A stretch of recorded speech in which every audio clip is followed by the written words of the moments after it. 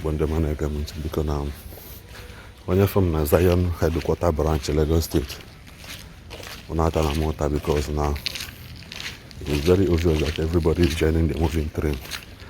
I so much want to salute online whatever Igwe Credo for making this bold statement. And what I'm more bright enough equal because now it's very obvious in Mother Lola, but that's by the way. So it's very, very urgent and it means so much to me. That is why I can here because now or the reason Sunday by can because it is not easy. It is not easy to run a powerful channel like this. The kind of love, the kind of massive respect women and I. It is really not easy. And to mixing it with the work and family this time, it is not easy to always keep up to the trend in our ground to make sure that people now want access to for this type of news. They are focused and also open up to share their opinion. I really want to thank everybody that are watching. And also don't forget to watch this one and share.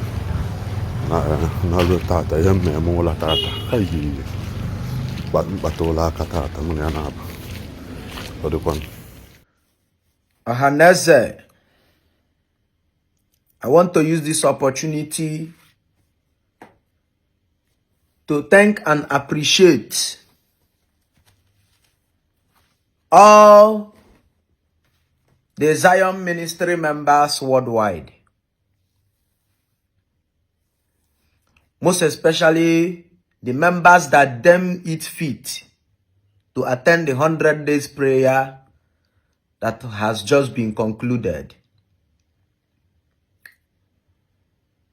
And I also want to appreciate those people that donated for the good work our own brother, Evangelist Obikobi, is doing in Ngokpa Imo State, in Ndigbo as a whole, in Southeast as a whole.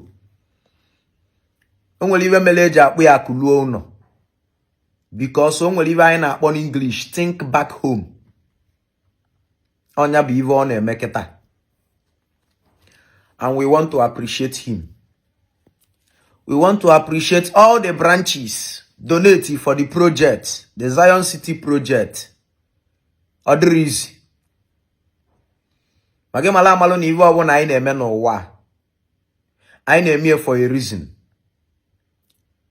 Ọ bụrụ na 2023 eme 100 days conference ndị Zion.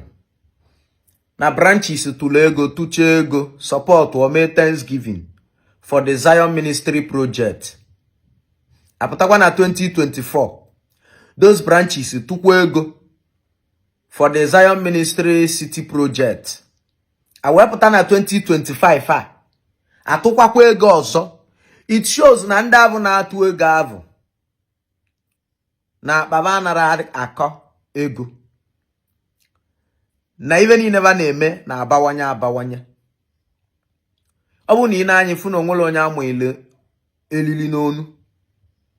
Ọ bụ na itinye ego yi ọwa ọkụọ ọlụ iwe iyo chukwu mee apụtakwa arọ nke ọzọ ekwukwe na a na-atụ ego Thanksgiving. You will be happy to put more. So na ọ bụ na ị na-anya in the lineup of ndị niile mere Thanksgiving ifu na they did more than they have done in previous years. Onwere ndị ga below. It is a thing of Thanksgiving, a natural love they have for the ministry. And give Malala na Zion ministry a non-denominational ministry. Ụka niile na-abịa ma Sabbath yo, ma odozi obodo, ma Pentecostal, ma Catholic, ma Anglican. Everybody is eligible to be a member. Nineje Catholic does not stop you from being a Zion ministry member. Mande wane modern and then wana pagan. You can still join as a member of the ministry. It is an open ministry for every denomination. So I want to appreciate everybody or the reason. It can never ever be easy. Man even na-ekwu okwu ya bụrụ iwe ọzọ bụ nke ọ bụ na onye na-eme na gazielie ị na-eje ụka ị na-agọ mmụọ, ị na-eme nke ọwụ na ị na-eme. Mara arakpodoghị mmiri because na me believe in your religion. Maka na nrakpodoghị mmiri mana ọ mụ na-achọ okwu. But as long as na ibe ị na-eme na-agazili, maybe that I will not stop you. Mbọsọ ọwụ na imegidekwa elie, ọwụ na ọ gazi isi. What you will do abụrụ ibe ọzọ bụ ime gịnị? You are free to chọọ way. You are free to find the light. Maka na in every tunnel, enwelili gịnị?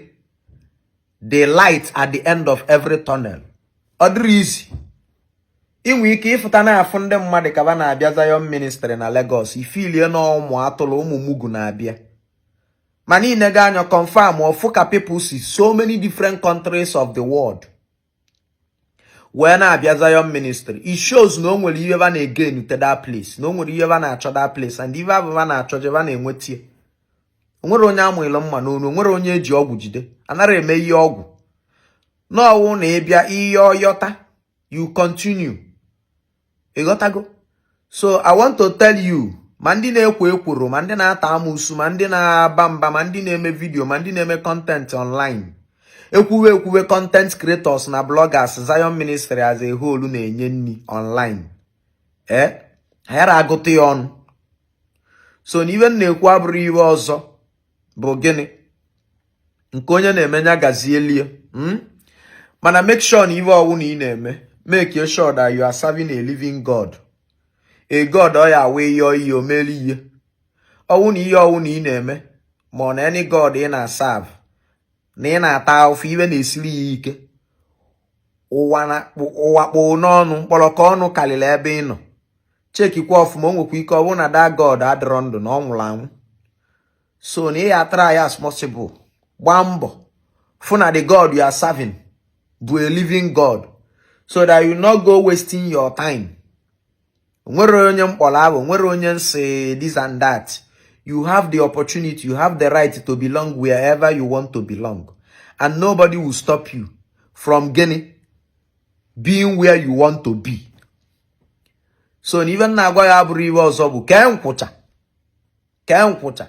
Isi ebe ị nọvụ, banye ebe ị nọbụrụ. Nkwụcha ka ihe eke ebe abụ. O mere izu, o mere ọnwa. Ibe ị chọrọ agaziwe. Usoro eghelu.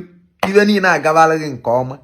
Ma gị mala amala na gị nwee change department ma ị banyeche school. Let me say for instance, let me use as a point of contact.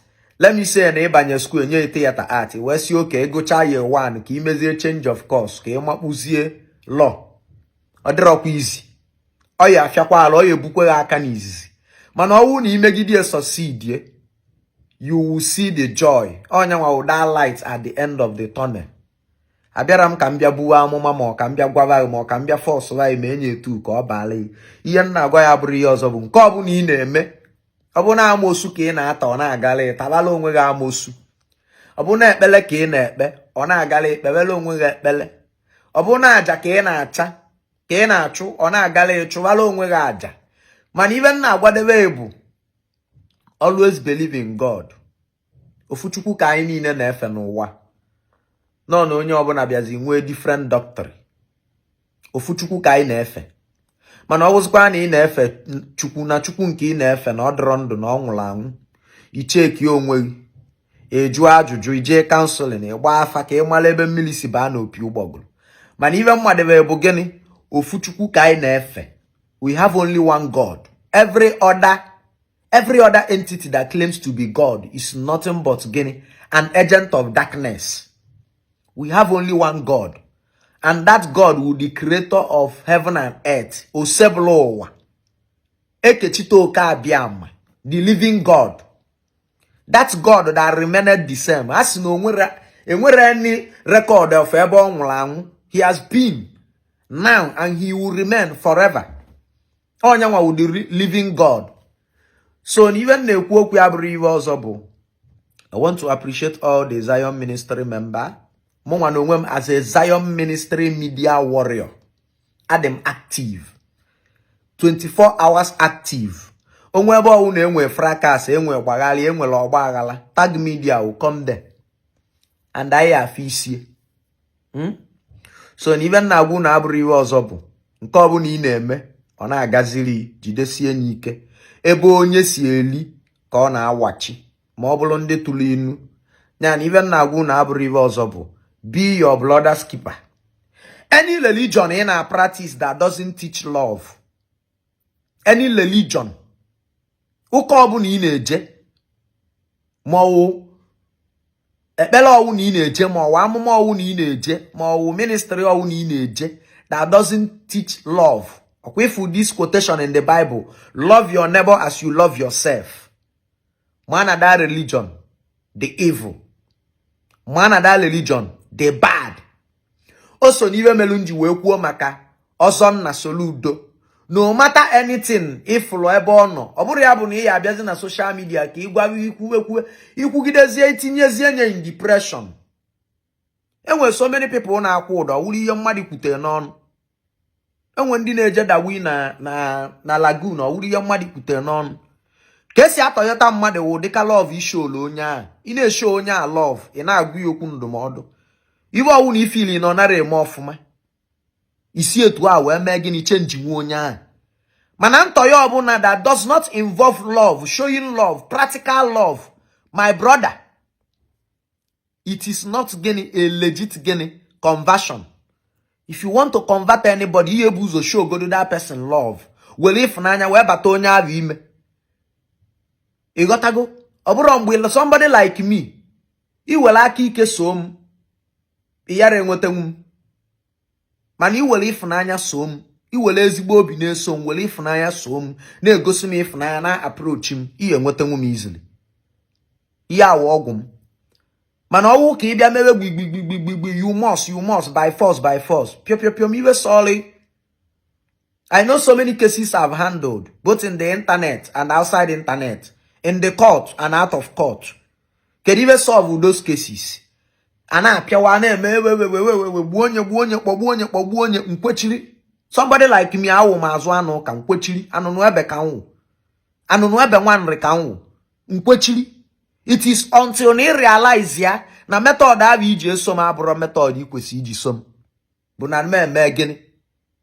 Na me change. If you show me love, ị na-asị m ihe dị etu iwe dị etu imekwe enyi etu ọ ya agazikwa imekwe enyi etu ọ ya adị oke. So n'ive na-ekwu abụrụ ive ọzọ bụ gịnị? Wele ọnụ mmalụ m na Credo nwanne na-ekwu. Arọbụnagụ nwanne ọmụnwa na-ekwu. Ọmụnwa wa arọbụnagụ nwanne ọmụ na-ekwu. Ọmụ na-ekwu wele ọnụ mmalụ m. Yes, daalụ.